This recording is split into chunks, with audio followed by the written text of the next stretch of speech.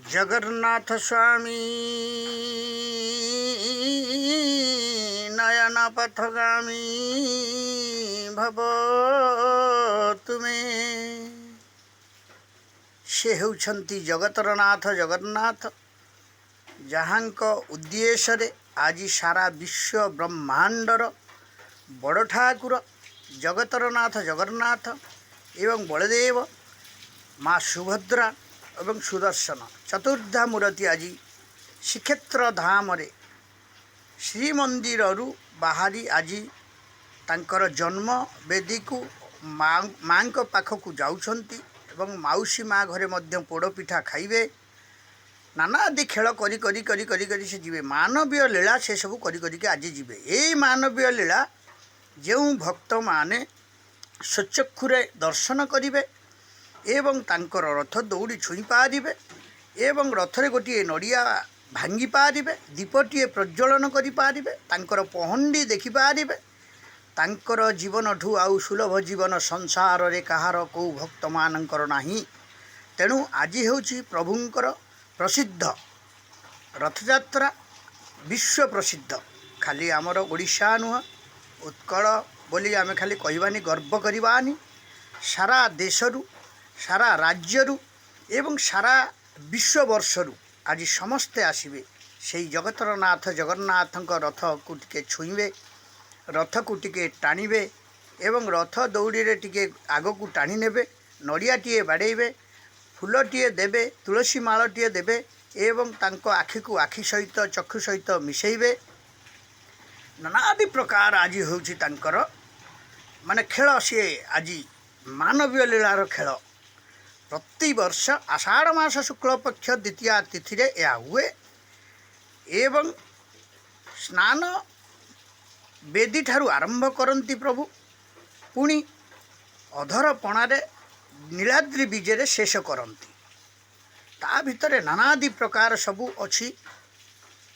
लक्ष्मींकर मान भंजन पाई माने लक्ष्मी मध्य निजे जाती एवं रथ काठ भांगिकी आसती। तेणु रथ दक्षिण मोड़ करा जाए। तापर दिन बाहुड़ा दशमी हुए, नवमी दर्शन दियंती।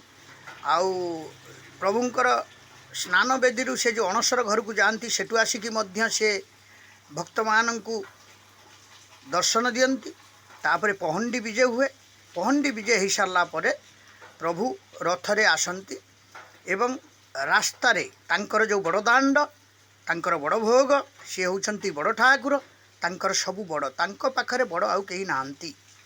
तेणु से होउछंती चार धाम का राम, एक राम दशरथ के बेटा, दूसरी राम सकल घट में बैठा, तीसरी राम सबसे न्यारा, चौथी राम सबसे प्यारा।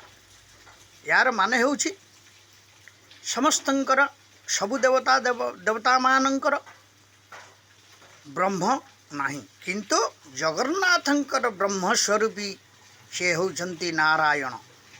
नरदेहरे जेमिति आमर सबु फुसफुस बसिछि, माने किडनी बसिछि आउ कलिजा बसिछि, देह जेमिति सजा होइछि तांकर मध्य सेया। किंतु आमे माने एते पापर भितरे भर्ती होइकि रहिछंती, किंतु आम तांकर पाद देखि पारुनांती, तांकर हाथ देखि पारुनांती।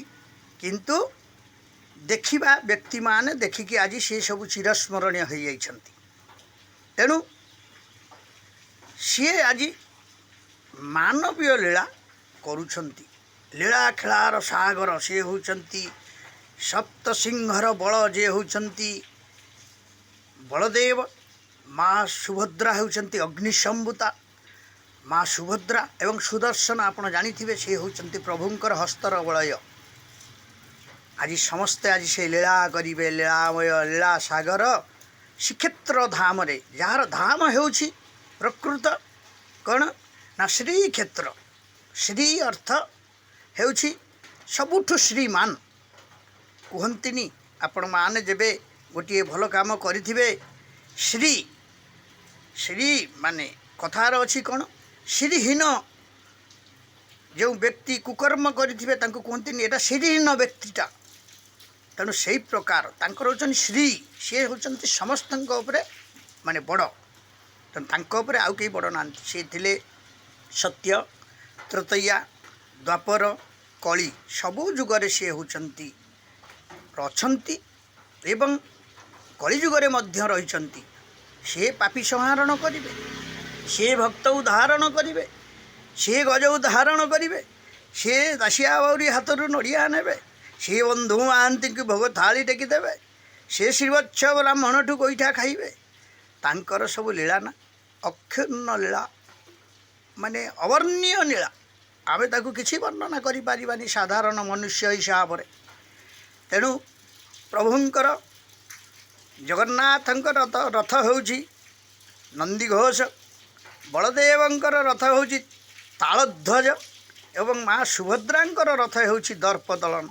ଆଜି ତିନି ରଥ ଆଜି ଗଡ଼ିବ ଶ୍ରୀକ୍ଷେତ୍ର ଧାମରେ। ସବୁଠୁ କ୍ଷେତ୍ର ମଧ୍ୟରେ ଯେ ଶ୍ରେଷ୍ଠ କ୍ଷେତ୍ର ଶ୍ରୀକ୍ଷେତ୍ର, ସେଇ କ୍ଷେତ୍ରରେ ଗଡ଼ିବ। ଚାରିଧାମର ମଧ୍ୟରୁ ଶ୍ରେଷ୍ଠ ଧାମ ହେଉଛି ଶ୍ରୀକ୍ଷେତ୍ର ଧାମ, ଜଗନ୍ନାଥଙ୍କର ଧାମ। ତେଣୁ ସେଇ ଜଗନ୍ନାଥଙ୍କ ଧାମରେ ଆଜି ପ୍ରଭୁଙ୍କର ରଥ ଗଡ଼ିବ। ତେଣୁ ସମସ୍ତ ଭକ୍ତମାନେ ଆଜି ଏକତ୍ରିତ ହୁଅନ୍ତୁ। କିଏ ହରିବୋଲ ଦେବେ, କିଏ ହୁଳହୁଳି ଦେବେ, କିଏ ମାନେ ଶଙ୍ଖଧ୍ୱନି କରିବେ, କିଏ ବୀରନାଦ୍ୟ ବାଦ୍ୟ ବଜାଇବେ, କିଏ ମୃଦଙ୍ଗ ବଜାଇବେ, କିଏ ଘୁଙ୍ଗୁର ଦେଇ ନାଚିବେ। ନାନାଦି ରୂପରେ ଆଜି ପ୍ରଭୁ ସବୁ ଦର୍ଶନ କରି କରି କରି କରି ଆଜି ଯାଇ ମାନେ ତାଙ୍କ ରତ୍ନ ସିଂହାସନରୁ ସେ ଓହ୍ଲେଇ ଆସି ଆଜି ଯିବେ ମାଉସୀ ମା ଘରକୁ। ତେଣୁ ମାଉସୀ ମା ଘରେ ପୋଡ଼ପିଠା ଖାଇବେ, ରାଜାଙ୍କ ନଅର ଦେଇକି ଯିବେ ଏବଂ ରାଜାଙ୍କ ପାଖରେ ଯାଇ ରାଜା ମଧ୍ୟ ତାଙ୍କ ପାଖରେ ଯାଇ କିଛି ନିବେଦନ କରିବେ, ରଥାରୂଢ଼ ହେବେ। ରାଜା ମଧ୍ୟ ଯିଏ ହେଉଛନ୍ତି ଶ୍ରୀକ୍ଷେତ୍ରର ମଉଡ଼ମଣି ଯାହାଙ୍କୁ କୁହାଯାଏ, ଶ୍ରୀକ୍ଷେତ୍ରର ସେ ହେଉଛନ୍ତି ସବୁଠୁ ବଡ଼ ଠାକୁରଙ୍କର ବଡ଼ ରଜା। ତେଣୁ ସେ ମଧ୍ୟ ଆସିବେ, ଛେରା ପହଁରା କରିବେ ଏବଂ ଗଙ୍ଗା ଜଳଠୁ ଆରମ୍ଭ କରି ମଧୁ ମାନେ କ୍ଷୀର ଆଉ ନାନାଦି କୁଶ ନାନାଦି ପ୍ରକାର ପୁଷ୍ପମାଲ୍ୟ ସବୁ ଦେବେ, ପୂଜା କରିବେ, ଆରାଧନା କରିବେ, ରଥ ଶୋଧନ କରିବେ, ରଥକୁ ଝାଡ଼ୁ ମାରିବେ। ଆଜି ସେ ହେଉଛନ୍ତି ଲକ୍ଷ ରାଜାର ମଉଡ଼ମଣି ହୁଅନ୍ତି ଥରେ ଆଜିକ ଦିନ ପାଇଁ, ଆଉ ବାହୁଡ଼ା ଦଶମୀ ପାଇଁ ସେ ହୁଅନ୍ତି ଚଣ୍ଡାଳ ରାଜା। ତେଣୁ ଆଜି ସେ ଲକ୍ଷ ରାଜାର ମଉଡ଼ମଣିରୁ ନିଜେ ହେଇଯିବେ ଚଣ୍ଡାଳ। ତେଣୁ ଆଜି ସେଇ ଚଣ୍ଡାଳ ରାଜାଙ୍କର ଛେରା ପହଁରା ମଧ୍ୟ ଆପଣମାନେ ସମସ୍ତେ ଦର୍ଶନ କରନ୍ତୁ। ଏ ଦର୍ଶନ ହେଉଛି ଶତଜନ୍ମର ପାପକୁ ଆପଣଙ୍କର ସେ କ୍ଷୟ କରିପାରିବେ। ସେ ଆଉ କେହି ନୁହନ୍ତି, ସେ ହେଉଛନ୍ତି ଜଗତର ନାଥ ଜଗନ୍ନାଥ, ବଡ଼ ଭାଇ ବଳିୟାର ଭୁଜ, ଭଗିନୀ ସୁଭଦ୍ରା ଏବଂ ସୁଦର୍ଶନ, ଏଇ ଚତୁର୍ଦ୍ଧା ମୂରତି। ସେ ହେଉଛନ୍ତି ଚାର ଧାମ କା ରାମ। ତେଣୁ ଆଜି ଦେଖନ୍ତୁ ପ୍ରଭୁ ବଳଦେବ ବଡ଼ ଭାଇ ହୋଇ ମଧ୍ୟ କିନ୍ତୁ ବଡ଼ର ଆଖ୍ୟା ସେ ନେଇନାହାନ୍ତି। ସେ ଦେଇଛନ୍ତି ଜଗା ହାତରେ ପଘା। ସମସ୍ତଙ୍କର ମାନେ ଜୀବନୀ ଆଜି ସମସ୍ତଙ୍କ ହାତରେ ଥାଉ କି ନଥାଉ, କିନ୍ତୁ ଜଗତର ନାଥ ଜଗନ୍ନାଥଙ୍କ ପାଖରେ ସମସ୍ତଙ୍କର ପଘା ଅଛି। ସମସ୍ତଙ୍କ ଅଣ୍ଟାରେ ସିଏ ବାନ୍ଧିଛନ୍ତି। ତାଙ୍କ ଅଣ୍ଟାରେ ଦୌଡ଼ି ବନ୍ଧା ହେଇଥିଲା, ତାଙ୍କ ମା ବାନ୍ଧିଥିଲେ, ଯଶୋଦା ମା ବାନ୍ଧିଥିଲେ। ତେଣୁ ଆଜି ସେ ମଧ୍ୟ ସମସ୍ତଙ୍କର ମାନେ ଏ କଳିଯୁଗରେ ସତ୍ୟ ତ୍ରେତୟା ଦ୍ୱାପର କଳିଯୁଗରେ ଆଜି ମଧ୍ୟ ଜଗତର ନାଥ ଜଗନ୍ନାଥ ନିଜେ ସମସ୍ତଙ୍କର ପଘାକୁ ସେ ହାତରେ ଧରିଛନ୍ତି, ଜଗା ହାତେ ପଘା। ତେଣୁ ଆଜି ଜଗା ବାହାରୁଛି। ଆଉ ଆପଣ ଜାଣିଥିବେ ଜଗତର ନାଥ ଜଗନ୍ନାଥଙ୍କର ହେଉଛି 16 ଚକ ବିଶିଷ୍ଟ ମାନେ ରଥ, 14 ଚକ ବିଶିଷ୍ଟ ରଥ ହେଉଛି ବଡ଼ ଭାଇଙ୍କର 2 ଚକ କମ୍। ଆଉ ମା ସୁଭଦ୍ରା ସେ ହେଉଛନ୍ତି 12 ଚକର ଅଧିକାରୀ। ତେଣୁ ଆଜି ସେଇ 16, 14, 12କୁ ମିଶାଇ ଦେଲେ 42 ଯୋଜନା ଆଜି ଥରହର ହେବ। ପ୍ରଭୁ ନିଜେ ଆସୁଛନ୍ତି ନା, ପ୍ରଭୁ ମାନବୀୟ ଲୀଳା କରି କରି ଆସୁଛନ୍ତି ନା।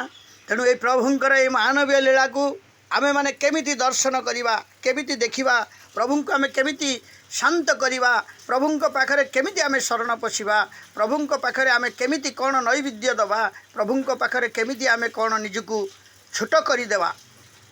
ତେଣୁ ଆଜି ସମସ୍ତେ ଦେଖନ୍ତୁ, ଛୋଟାଟିଏ ମଧ୍ୟ ଯାଉଛି ଏବଂ ଅନ୍ଧଟିଏ ମଧ୍ୟ ଯାଉଛି, ନିର୍ଧନୀଟିଏ ଯାଉଛି, ଧନୀ ମଧ୍ୟ ଯାଉଛି। ତାଙ୍କ ପାଖରେ ସମସ୍ତେ ସମାନ। କାରଣ ମାନେ ତାଙ୍କ ଆଶୀର୍ବାଦରୁ ଛୋଟାଟି ମଧ୍ୟ ଚରଣ ପାଇବ, ଅନ୍ଧଟିଏ ମଧ୍ୟ ନୟନ ପାଇବ, ନିର୍ଦ୍ଧନୀଟିଏ ମଧ୍ୟ ଧନୀ ହୋଇପାରିବ, ଆଉ ଧନୀଟିଏ ମଧ୍ୟ ସୁଖ ଶାନ୍ତିରେ ରହିପାରିବ। କାରଣ ସେ କେହି ନୁହନ୍ତି, ସେ ହେଉଛନ୍ତି ସ୍ୱୟଂ ନାରାୟଣ। ସେଥିପାଇଁ କହିଛନ୍ତି ଗୀତା ଭାଗବତରେ ବର୍ଣ୍ଣିତ ଅଛି, ନର ଦେହେ ନାରାୟଣ ଜଗତ ତୁମେ କାରଣ, ଶ୍ରୀକ୍ଷେତ୍ର ଧାମରେ ବସି ମାନବୀୟ ଲୀଳା ଜାଣ। ଶ୍ରୀକ୍ଷେତ୍ର ଧାମରେ ସେ ଆଜି ମାନବୀୟ ଲୀଳା କରୁଛନ୍ତି। ସେ ଆଉ କେହି ନୁହନ୍ତି, ତାଙ୍କର ପାହାଚ 22 ପାହାଚ। ଆପଣ ଦେଖନ୍ତୁ, ଯେତେବେଳେ ଆପଣ ପହଞ୍ଚିଯିବେ ଶ୍ରୀକ୍ଷେତ୍ର ଧାମରେ, ଶ୍ରୀମନ୍ଦିର ସମ୍ମୁଖରେ, ସିଂହଦ୍ୱାର ସମ୍ମୁଖରେ, ସେତେବେଳେ ଦେଖିବେ ତାଙ୍କର ହେଉଛି ପାହାଚ ହେଉଛି 22 ପାହାଚ। 22 ପାହାଚରୁ ଠିଆ ହେଇ ଆପଣ ଦେଖିଲେ ସ୍ୱୟଂ ଜଗନ୍ନାଥଙ୍କୁ ଆପଣ ଦେଖିପାରିବେନି, କିନ୍ତୁ ଆପଣଙ୍କୁ ଜଗନ୍ନାଥ ଦେଖୁଥିବେ ମନ୍ଦିର ଭିତରେ ରହି। ଆପଣ ଦେଖିବେ କାହାକୁ ନା ପତିତ ପାବନଙ୍କୁ ଆଗେ ଦର୍ଶନ କରିବେ। ପତିତ ପାବନ ହିସାବରେ ସେ ବସେଇଛନ୍ତି, କାରଣ ମୋ ଭକ୍ତଟିଏ କାଳେ ଏତେ ବାଟ ଚାଲି ଚାଲି ଆସିପାରିବ ନ ଆସିପାରିବ, ତାର ମୋତେ ସେ ହଠାତ୍ ଚାହିଁଥିବ ମୋତେ ଦର୍ଶନ କରିବ ବୋଲି, କିନ୍ତୁ ମୁଁ ମୋ ଭକ୍ତକୁ ଦେଖେ, ଭକ୍ତ ମୋତେ ପଛରେ ଦେଖିବ, 22 ପାହାଚ କଷ୍ଟ କରି କରି ଆସିଲା ପରେ ମୋତେ ଦେଖିବ। ଏସବୁ ହେଉଛି ତାଙ୍କର ଲୀଳା, ତାଙ୍କର ଅଭଡ଼ା। ଆଜି ଆପଣ ସ୍ୱଚକ୍ଷୁରେ ନ ଦେଖିଲେ, ସ୍ୱଚକ୍ଷୁରେ ନ ଜାଣିଲେ ଆପଣ ଜାଣିପାରିବେ ନାହିଁ। ସେଇ 60 ପଉଟି ଅଭଡ଼ା ଦେଖନ୍ତୁ, ଲକ୍ଷ ଲକ୍ଷ ଭକ୍ତମାନେ ଖାଉଛନ୍ତି। ସରୁଚି ଆଗେ ଆନନ୍ଦ ବଜାରରେ କେତେବେଳେ ଆନନ୍ଦ କମ୍ ଅଛି, ଆନନ୍ଦ ବଜାରରେ କେତେବେଳେ ସୁଖ କମ୍ ଅଛି, ଆଉ ସମସ୍ତେ ସେଠି ଅଛୁଆଁ। କାହିଁକି ନା କେହି କାହାକୁ ସେଠି ଛୁଆଁଛୁତିର ଭାବ ନାହିଁ। କଲିକତାରେ ରାତି ନାହିଁ, ପୁରୀରେ ବାବା ଜାତି ନାହିଁ। ଦେଖନ୍ତୁ, ଗୋଟେ ଆମ ରାଜ୍ୟରେ କଲିକତା ବୋଲି ଗୋଟିଏ ଜାଗା ଅଛି, ଯାହାକୁ ୱେଷ୍ଟ ବେଙ୍ଗଲ ଆପଣମାନେ କହୁଛନ୍ତି। ସେଠି ଦେଖିବେ ଆପଣମାନଙ୍କର ରାତି ଦିନ 24 ଘଣ୍ଟା ସବୁବେଳେ ଲୋକ କାର୍ଯ୍ୟରତ ଥାନ୍ତି। ଆଉ ଶ୍ରୀକ୍ଷେତ୍ର ଧାମ ଯେଉଁଠି ଜାତି ନାହିଁ, କେହି କାହାକୁ ସେଠି ଜାତି ପଚାରନ୍ତି ନା। କାରଣ ଜାତି ହେଉଛି ଉତ୍କଳର ଜାତି, ଉତ୍କଳର ମାଟି, ଉତ୍କଳର ଐତିହ୍ୟ, ଉତ୍କଳର ସଂସ୍କୃତି, ସେ ହେଉଛି ସେଠି ଜାତି। ତେଣୁ ସମସ୍ତେ ଏକାଠି ଆନନ୍ଦରେ ଆନନ୍ଦ କରି ସମସ୍ତଙ୍କର ମନକୁ ଆପଣଙ୍କ ମନ ସହିତ, ଜଗନ୍ନାଥଙ୍କ ମନ ସହିତ ମିଶାଇ, ବଳଦେବଙ୍କ ମନ ସହିତ ମିଶାଇ, ମା ସୁଭଦ୍ରାଙ୍କ ମନ ସହିତ ମିଶାଇ, ସୁଦର୍ଶନଙ୍କ ମନ ସହିତ ମିଶାଇ, 4 ଧାମ କା ରାମକୁ ଦେଖିକି ସମସ୍ତେ ସେଠି ଆଉ ଏଇ ଜାତି ଗୋତ୍ର ସମସ୍ତେ ଭୁଲି ଯାଆନ୍ତି।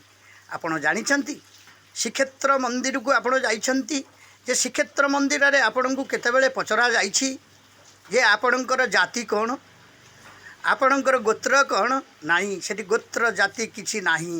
କାରଣ କାହିଁକି ନା ସେଠି ହେଉଛନ୍ତି ଜଗତର ନାଥ, ଜଗନ୍ନାଥ ହେଉଛନ୍ତି ଏକମାତ୍ର ସବୁ। ସେ ଜାତି ଗୋତ୍ର ବ୍ରହ୍ମ ସ୍ୱରୂପ, ଆନନ୍ଦ ଖୁସି ଦୁଃଖ ସବୁ ତାଙ୍କ ହାତରେ। ତେଣୁ ଅଭଡ଼ା ଦେଖନ୍ତୁ ଏମିତି ଏକ ଜିନିଷ, ହାଣ୍ଡି ଉପରେ ହାଣ୍ଡି, କୁଡ଼ା ଉପରେ କୁଡ଼ା ସବୁ ଥୁଆ ହେଉଛି, ସେ ହେଉଛି ଅଭଡ଼ା। ତଳେ ଜଳୁଛି ଅଗ୍ନି, କିନ୍ତୁ ମା ଜଗିକି ବସିଥାନ୍ତି। କିଏ ନା ସ୍ୱୟଂ ଲକ୍ଷ୍ମୀ ଜଗିକି ବସିଥାନ୍ତି। ରୋଷଘର ସାମ୍ନାରେ ସେ ବସିବେ, ତାପରେ ରୋଷେଇ ଆରମ୍ଭ ହେବ।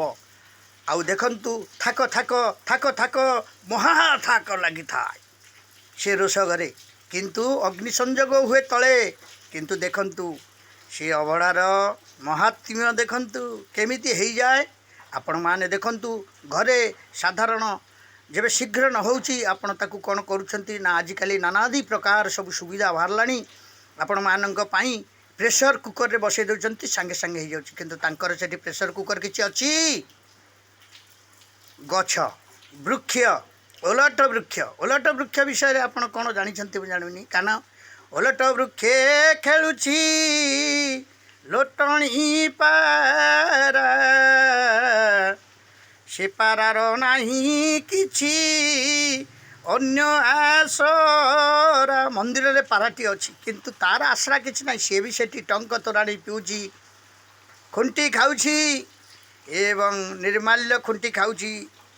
ଆଉ से पाराटी ता जीवन को से खुशी करिकी कहूँ कारण मोर आउ किसी दुख ना मु प्रभुंक पाखरे अच्छी प्रभुंक देउल अच्छी प्रभुंक घरे अच्छी अरे बाबू जेबे आपण मैंने प्रभुंक परिवार सहित मिसी जाती प्रभुंक शरीर सहित मिसी जाती प्रभु को केते कौन कष्ट हुए तेणु आपण मैंने आज कहीं कष्ट जड़ित हेबे कष्ट रे कष्ट संभाळिबे सेतिपाई प्रभुंक पाखरे आपण निजକୁ समर्पण कर दियंतु प्रभुंक देहरे देह को मिसई दियंतु प्रभुंक मनरे मन को मिसई दियंतु प्रभुंक चक्षुरे चक्षु को मिसई दियंतु प्रभुंक रथ यात्रा ने निजକୁ आज सामिल कर दियंतु आज्ञा देखंतु से बट गछर देखंतु ओहळ अछि आपण देखुछंती काहेकि ना सेठी ओहळर प्रश्न नाही से ओहळ काहेकि आज नाही कौन पाई नाही ताकू सब तर्जमा करने को आपण मानू पड़ो चारिद्वार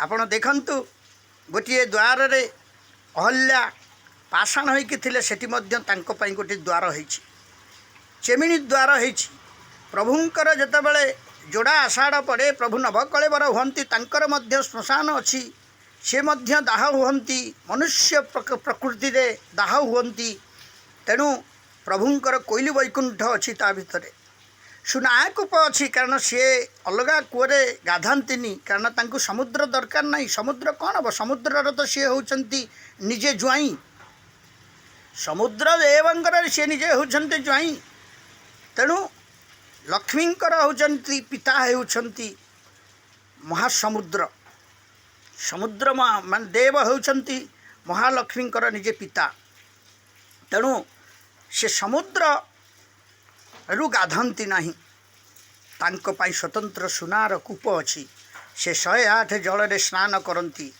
पुणी एते 108 जल रे से भक्त मान को स्नान करके देखई कहीं आज से निजे जगतर नाथ जगन्नाथ है कि स्नान करुछंती आउ माने साधारण जनता माने तांकर एई खाली देह को देखुछंती कौन पाई से भी दिने करथिले कौन ना कदम्ब मूल रही गोपी मानकर जो स्नान खाली देह को देखुले तेणु सी तो लीला तांकर प्रभुंकर लीला जगतर नाथ जगन्नाथंकर लीला रामचंद्रंकर लीला सी देखुले तेणु से माने मध्य अभिशाप देइछंती तांकर अभिशाप आज सी देखंतु लक्ष लक्ष माने भक्त मानक मध्यरे जनसमुद्र भक्त मानक मध्यरे से मध्य आज खाली शरीर रे माने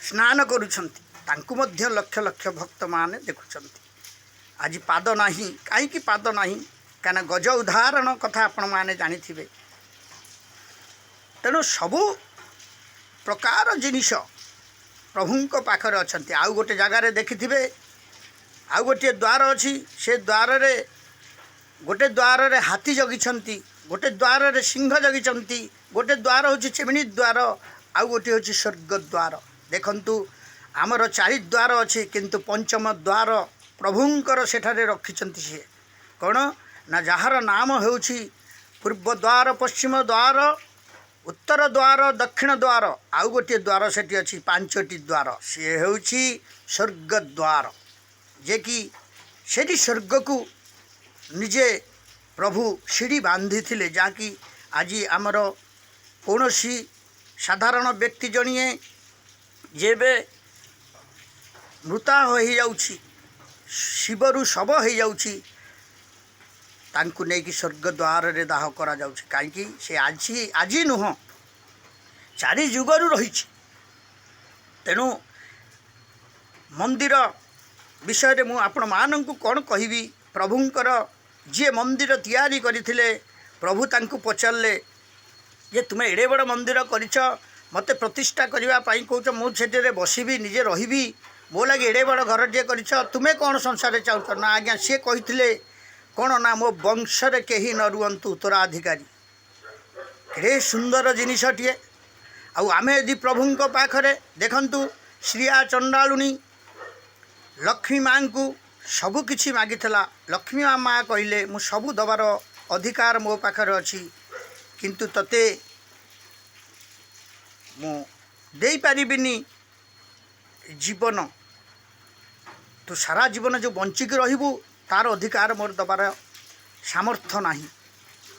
तेणु आमको जेबे आमे साधारण जड़िए माने भक्त हिसाब से प्रभु जगतरनाथ जगन्नाथ यदि आमको दियंती ताले आमे जगतरनाथ जगन्नाथ कौन मागिबा ना मते गाड़ी दियो घोड़ा दियो टंका दियो सुना दियो धन दियो केते जन जाउछंती मंदिर को मागिबा पाई मो जीवन पछे नरके पड़ी थाउ जगत उद्धार हेउ याकू किए कहिथिले याकू किए कहिथिले कोठी कहिथिले को भक्त कहिथिले को ठाकुरंको पाखरे कहिथिले आपण थरे चिंता करिचंती एवं मध्य चिंता करिवार समय आपण मानकर अछि कारण ये कली जुगरे आपण को समस्त दुख सुख सबु सही प्रभुंक शरणापन्न हबारे अछि कारण प्रभु ए जो लीला करुछंती आज श्रीक्षेत्र धाम रे जो लीला करुछंती से लीला हेउछि मानवीय लीला मानव मानक सहित मिशिबार लीला मानव संसार रे से आउ थरे आपण मानक सहित वर्ष को थरे आसिकी से जो आसंती 13 दिन पाई बाहर को तेणु ता भितरे थाए नानादि प्रकार सबु पूजा सरंजाम थाए प्रभुंकर पूजा हेउछि प्रथमे स्नान यात्रा द्वितीय रे हेउछि से जीवे अणसर घर को पुणी अणसर घर बाहर नवमी दर्शन देवे आपण मानू सबु प्रकार सुविधा प्रभु दे दीजिए तेणु आपण माने आज केमिति प्रभुंक सहित जोगाजोग करिवे तार चिंता आपणकर मु प्रभु आचार्य भुवनेश्वर निजस्व समीक्षक रथयात्रा विषय आपण मानक अवगत करैले आपण माने लाइक शेयर सब्सक्राइब मात्रा करेंगे। जय श्री जगन्नाथ।